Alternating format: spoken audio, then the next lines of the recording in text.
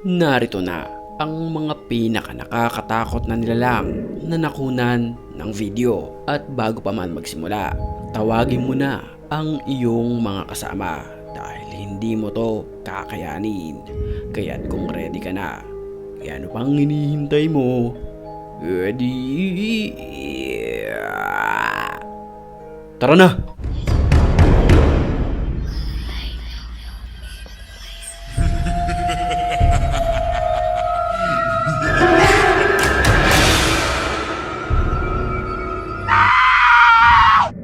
Nagkagulo ang magbabarkada nang lumabas di umano ang isang witch sa loob ng bahay nito. Mapapansin na halos mataranta ang lalaking nakaputi nang lumabas ang kakaibang nilalang na ito. ¿Qué pedo con eso? Míralo. Va a salir de la casa. Viene por nosotros, güey. Nakatalukbong ito ng itim na tela at puti ang kanyang pagbaba. Mabagal din ito maglakad na talagang kikilabutan ka. Señor, no sabemos que aquí vivía usted, entienda. ¡Venga! Por favor, comprenda eso, señor. Compa. No se mueve. Nang makaalis na ang magkakaibigan, nakita nila ito sa isang bakanting lote. Pero iba na ang kulay ng kanyang suot at ito ay isang mahabang damit na kulay itim. Hace para allá. Súbete, súbete, súbete.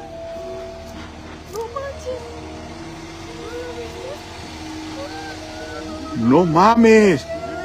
Mira, mira, güey. No chingues, que esa madre fue la que aplasté, güey. Mira, güey. Mira, mira, mira. Mira, güey. No chingues, Mira la lengua, mira la lengua. Mira la lengua. no chingues, güey. No mames, güey. Súbete, güey.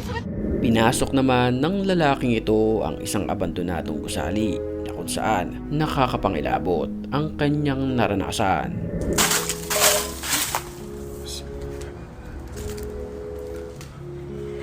لا اله الا الله، لا اله الا الله. اعوذ بكلمات الله التامات من شر ما خلق. حصنت نفسي بلا اله الا الله.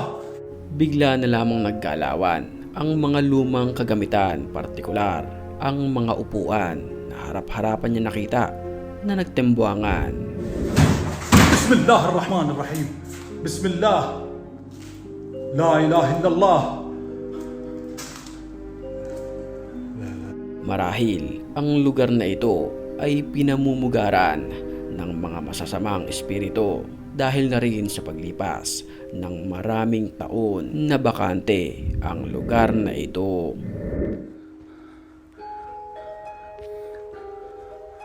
اعوذ بكلمات الله التامات من شر ما خلق.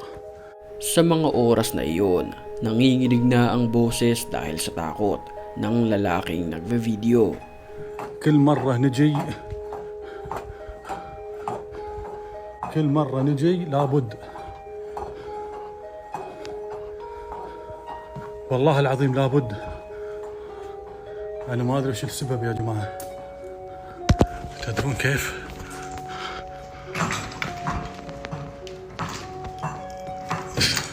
ما أقدر يا جماعة، ما أقدر. حصنت نفسي بلا إله إلا الله. Tila sinaniba naman ang security guard na ito habang vinivideo niya ang kanyang sarili. Makikita sa video mula sa normal niyang anyo ay biglang magbabago ito na para bang may sumasanib dito na masamang espiritu. Hinawakan niya pa ang isang rosaryo para tanggalin sa kanyang liig.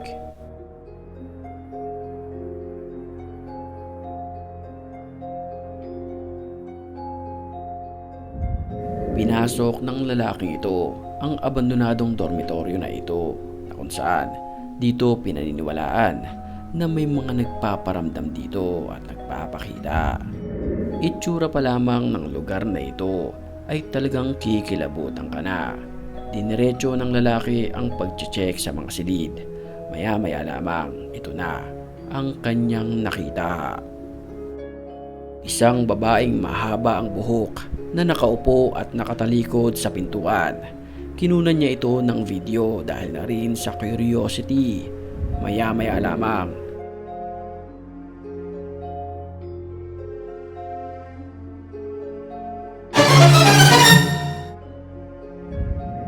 Sa CCTV naman na ito sa pintuan ng bahay, nakunan ng video ang animoy isang alien na ito.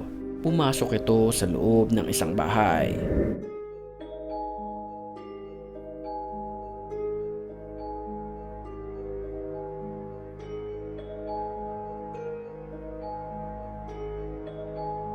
Pagkatapos niyang mabuksan ang pinto ay dumiretso ito sa loob ng sala.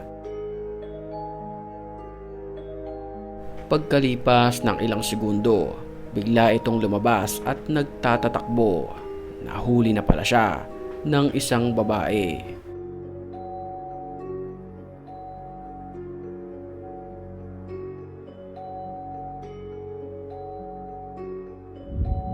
Sa kalsadang ito na videohan ang isang babae na nakatulala at nag-iisa. Kinausap ito ng nagve-video at pinapasok sa loob ng sasakyan. 大丈夫?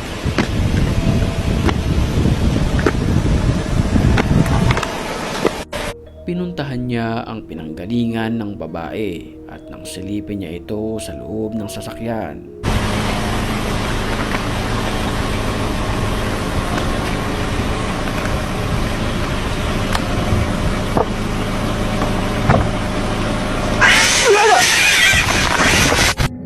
Huling-huli naman sa CCTV na ito ang nakakapangilabot na nilalang. Ito ay mistulang babae na sumisilip-silip sa gilid ng pader.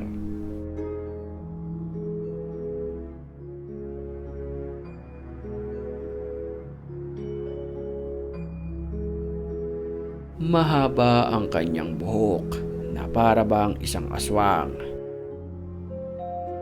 Sa video makikita na tila tinatayo nito ang hagdanan na kahoy para makaakyat sa pader.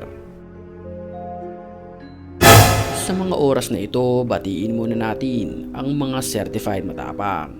At kung gusto mo rin mapabilang sa kanila, mag-comment ka lang. Dahil ang may pinakamalulupit na comments, yun ang ating pipiliin. Back to the story. Sa pagpapatuloy ng ating video, tila struggle ang nangyayari sa nilalang na ito para lamang makakyat sa pader. Ang katanungan, ano ang pakay ng babae? Ang kasagutan, walang nakakaalam.